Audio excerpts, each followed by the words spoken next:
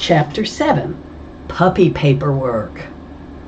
The black rotary phone by my bed jangled early the next morning.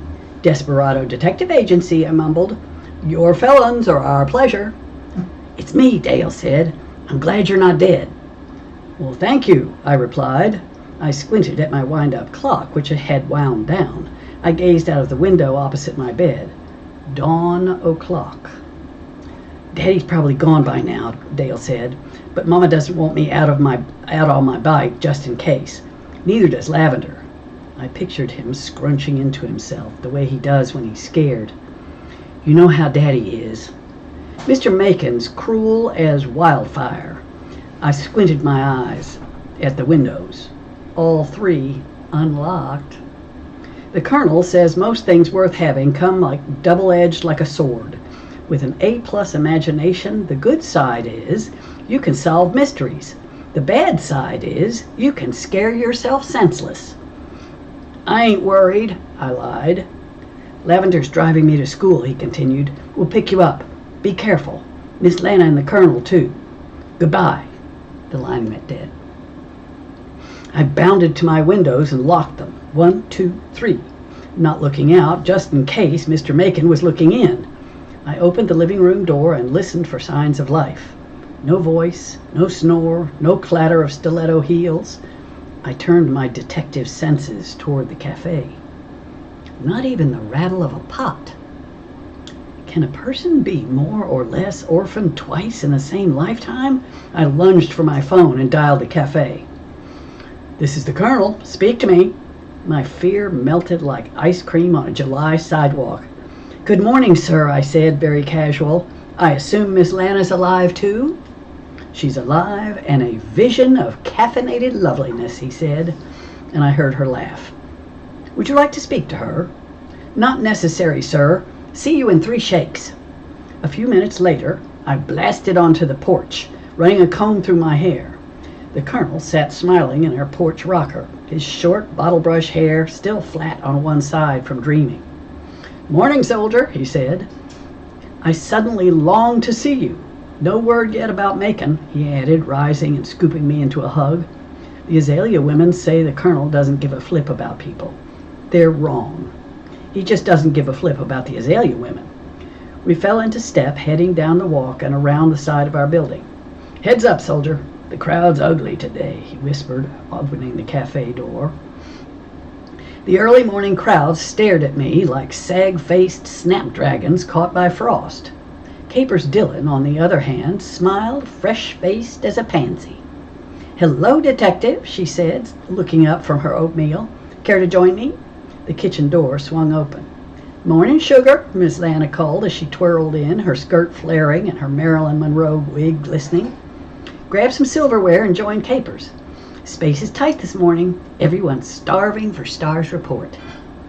"Yes, ma'am," I said. Miss Lana lowered her tray to show the 3 breakfast plates. I chose the grits and eggs. "Hey," a stranger called from the counter. "Where's my grits and eggs? Did Macon Johnson steal those too?" Strangers can be rude. "Keep your shirt on," I shouted, unrolling my silverware. Miss Lana gave me a quick kiss. "Lavender will be here in 10, sugar." Capers tried to smooth her rumpled blouse. "You and Dale got the same wrinkled sense of style," I said. "I guess I need an iron," she said, smiling. She leaned forward and whispered, "Sorry to hear about the break-in at Rose's. What happened?" The back of my neck tingled. How did she know about that? "Lana told me," she added, like she could read me. "I helped her with the cafe after you all took off like bats. I know Star let you in on the investigation. He'd be crazy not to ask Tupelo Landing's most successful detective for input." Blatant flattery. My favorite kind. Not that I like being questioned. "You've been researching me," I replied, grabbing my milk. "Why?" She laughed. "You're like me. You'd rather ask than answer. Fair enough, detective. You interview me first." More flattery. "Excellent." "How come you're a reporter?" I get paid for being nosy." "Speaking of noses, yours is crooked. Why?" "Bicycle crash when I was a kid. I was trying to stand on the seat and fly like a bird." I felt a sudden surge of respect. Most spectacular wipeout in the history of Rainbow Road, she said. You mean Rainbow Row, I told her, and Miss Lana winked at me from a couple of tables over. I shot Capers a new question. Who's your best friend? Well, my sister, I guess. My turn, she said, unleashing dimples. One more thing, I added, lowering my voice. The break-in at Miss Rose's. We're keeping it quiet for now. Totally off the record. I hope I can count on you. She tilted her head, considering. It's obvious Macon did it. Give me details later, and it's a deal. You're on, I said as the cafe door swung open. Lavender! Morning, Doc, Capers called. How's your two-wheeled patient today? Lavender sauntered over like a big golden cat. In critical condition, he said, reaching into his pocket. Here's the estimate. Sorry it's so expensive, but she barely glanced at it. Let's do it. She plucked an envelope from her saddlebag. Will this get you started, she asked, flashing a fat wad of green. The cafe gasped. In Tupelo Landing, we don't pay for car work until we whine the price down. Great, Lavender said, swallowing his surprise. I'll order the parts. And where can I rent a motorcycle till you're done? You can rent a car in Greenville. That's about it. He smiled at me. Dale and I are ready when you are, Miss Lobo. Capers watched him stroll out, and she wasn't watching in a fix-my-bike way. Out-of-state competition, is that fair? Cash was nice of you, I whispered, grabbing my messenger bag. Lavender's recent full-blown seed tick infestation has set him back. Don't mention I told you. Her expression went sunshine to rain. Seed ticks? Oh, you hardly see them till you go chronic. What's that? I asked, squinting at her collar. Her laugh sounded tinny as she brushed her hand across her neck. That's just as well, I said. Lavender didn't like older women. A total lie.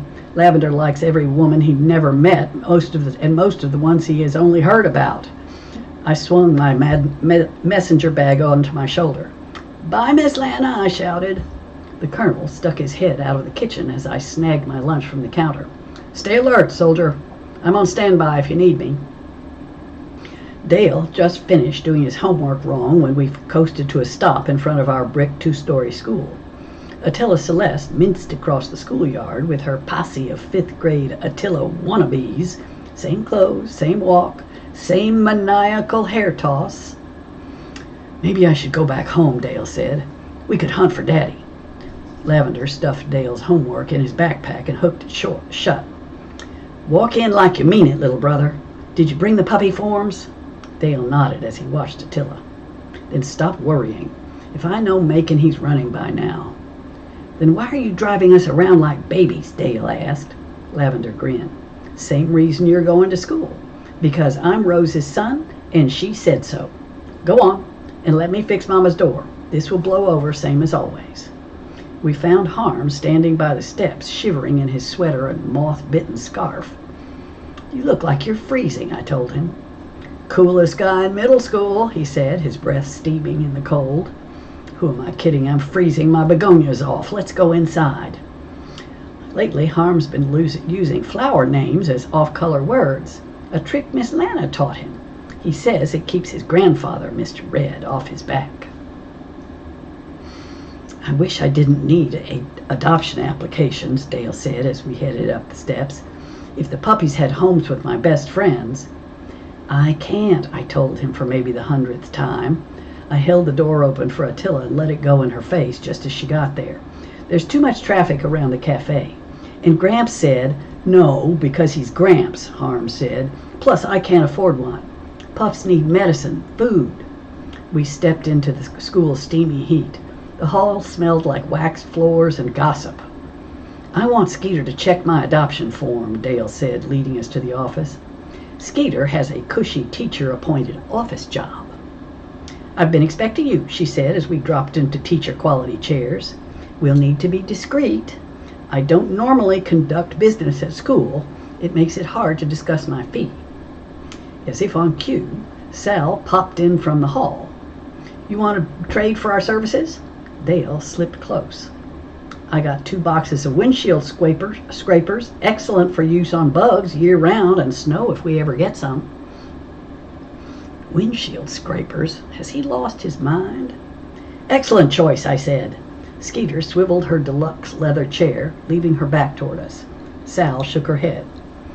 That's what you gave us for Christmas. Ouch, Harm said. Actually, Sal said, I was hoping. She gazed at Dale, her eyes glistening. I always wanted a puppy, Dale. Skeeter swiveled back around. Me too. Queen Elizabeth is top of the line. Smart, good family, nice sense of humor. You'd have visitation rights, of course. Perfect. Skeeter and Sal are prime puppy candidates. Still, in Dale's universe, asking for a puppy equaled asking for family. Harm and me waited. Dale gave them a quick nod. Deal. Sal clapped and bounced up and down on her toes. Skeeter smiled. I'll have this back to you right after lunch. Skeeter ran true to her word. She grabbed me as we filed from a lunchroom awash in gossip. Dale let it roll off him like water off wax. I'm more of a sponge person, and I just about had my fill. Mo, I want you to see something, Skeeter said, handing me a neat stack of applications as the crowd surged on. Check out Dale's rough draft on top of the stack. I stared at the mutant baby scrawl. Dale has never liked writing, but this? Maybe it's the stress of having the trial or having an armed and dangerous father on the run, she said. I typed it as a professional courtesy, but if his homework went in like this, she shrugged. I owe you, I said.